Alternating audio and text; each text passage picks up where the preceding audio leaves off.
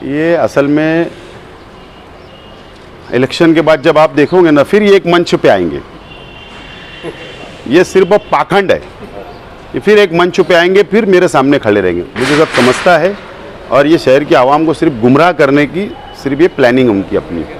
MLA साहब से भी शहर जानना चाह रहे, तुम हिमायत कब करोगे, किसकी हिमायत, या साइलेंस रहोगे या तटस्थ रहोगे।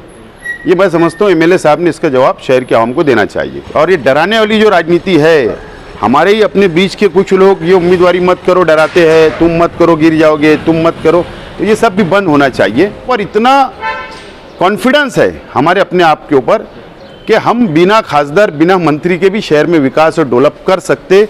वो मसाइल वो जो हल नहीं कर सकते वो हम कर सकते। इसके लिए कोई वादा करने का सवाल ही पैदा नहीं होता। हमने इलेक्शन में आपने उम्मीदवारी की ख्वाहिश जाहिर की थी और अचानक ऐसा हुआ कि आपने शोभा ताई की हिमायत कर दी, तो क्या उम्मीदवारी आप क्यों नहीं कर सकते? नहीं, पहली बात तो ऐसा है कि मैं चाह रहा था कि शहर के अलग अलग पार्टियों के लीडरान मेरे साथ खड़े रहे, लेकिन हो सकता है उनकी पार्टियों की मजबूरी हो सकती है, वो मेरे साथ नहीं खड़े रहे।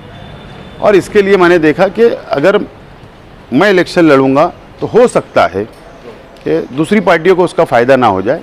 इसके लिए समझदारी से ये फैसला किया गया, सोच समझ के मैंने अपनी उम्मीदवारी को वापस लिया। साहब, पूरे कॉन्स्टिट्यूंसी के अंदर 153 मुस्लिम कारपोरेटर है, 2 मुस्लिम आमदार है, 36 ग्राम सेवक है और 3 सरपंच है। ये पूरे 19 लाख वोटर्स में इतनी बड़ी तादाद में होकर भी अगर हम अपना नुमाइंदा नहीं दे पाए और किसी को भी हम मतलब ये वोट देना हमारी मजबूरी है, इसको मर्जी बनना चाहिए था। आपको ऐसा नहीं लग रहा कि हम स्वाभिमान के साथ वोट नहीं दे पाएंगे? मैं समझता हूँ कि आज वो बहस ना की जाए तो बेहतर है। मुल्क के हालात, भारतीय जनता पार्टी की जो सरकार, हर समाज उससे नाराज़ हो चुका है। लड़ाओ और राज करो की जो पॉलिसी है उसको ख़त्म करना है। संविधान आज खतरे में है, उसको बचाना है। और मैं समझता हूँ कि मुल्क के लिए आज हम लोगों को भाजपा को हटाना है। इसके लिए मैं समझता हूँ कि इसके ऊपर आज बहस नहीं की जाए। आज भाजपा हटाओ, ये बात होना चाहिए। और ठीक है,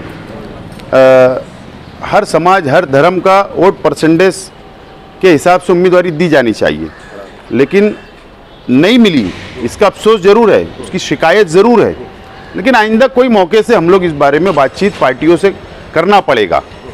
और ये डराने वाली जो राजनीति है, हमारे ही अपने बीच के कुछ लोग ये उम्मीदवारी मत करो डराते हैं, तुम मत करो गिर जाओगे, तुम मत करो, तो ये सब भी बंद होना चाहिए, है ना।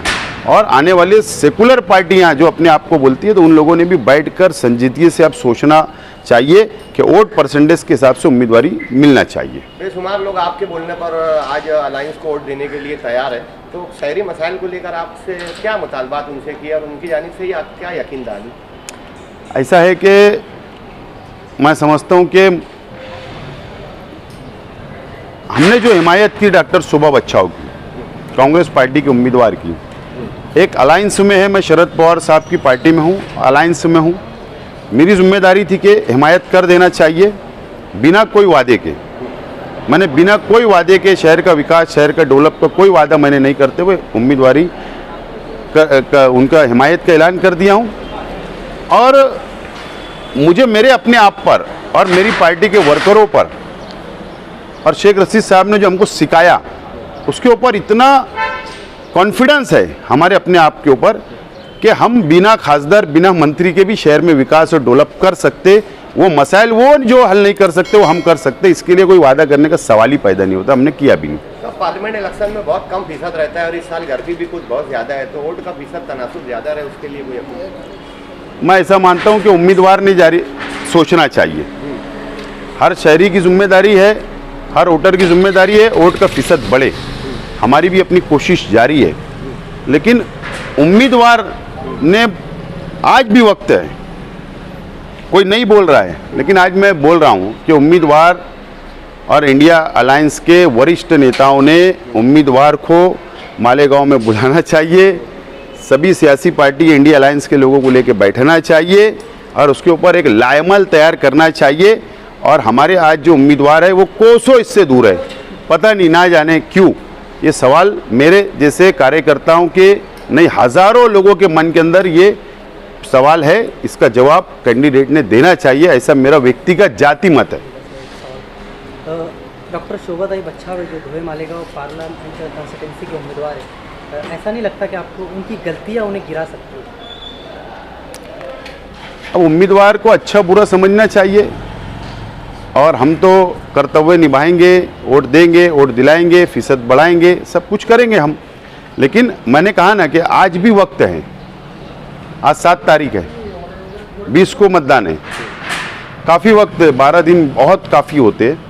तो मैं समझता हूँ वक्त है, उन्होंने अपनी गलतियों को दुरुस्त करके आगे बढ़ना चाहिए। साहब, आप अलायंस की बात कर रहे हैं और यहाँ तो नक्शे से श्रीलंका ही गिर गया, तो आप अपोजिट है, आप अकेले रहते हैं या जमा होते हैं, भागते हैं, जमा होते हैं, तनी तनाव मुकाबला, तो सियासी एतबार से आप क्या देख रहे हैं? मैं समझता हूँ कि मैंने मेरी जिम्मेदारी पूरी की। राष्ट्रवादी कांग्रेस पार्टी हमने हिमायत किया, जलसा लिया, प्रचार शुरू कर दिया। अब आपका ही सवाल था कि 2 MLA मुसलमान, इतने कॉरपोरेटर मुसलमान हैं, कश्मीर से कन्याकुमारी तक जैसे बताया जाता है वैसा बताया जा रहा है, सिंदखेड़ा से यहाँ से कितने हैं। लेकिन मेरा सवाल ये है, हमसे ये सवाल क्यों किया जा रहा है? अब कितने दिन और बचे, अब किसकी हिमायत करने वाले हो? शहर जानना चाह रहा है, MLA साहब से भी शहर जानना चाह रहा है, तुम हिमायत कब करोगे, किसकी हिमायत, या साइलेंस रहोगे या तटस्थ रहोगे? ये मैं समझता हूँ MLA साहब ने इसका जवाब शहर के आवाम को देना चाहिए। कल मजलिस वालों ने भी मुफ्ती साहब के ऊपर तनकीद की और कहीं ना कहीं से गठबंधन जो बचा बुता जो ये भी खत्म हो गया, तो आप सियासी मुखालिफ हैं उनके, तो आप इसको क्या कैसे ले रहे हैं? मैं समझता हूँ उनका आपसी मामला है, उन्होंने आपस में बैठ के हल करना चाहिए और मुझसे ज़्यादा शहर को समझ रहा है कि ये लड़ाई रास्ते पे क्यों आ रही है। ये असल में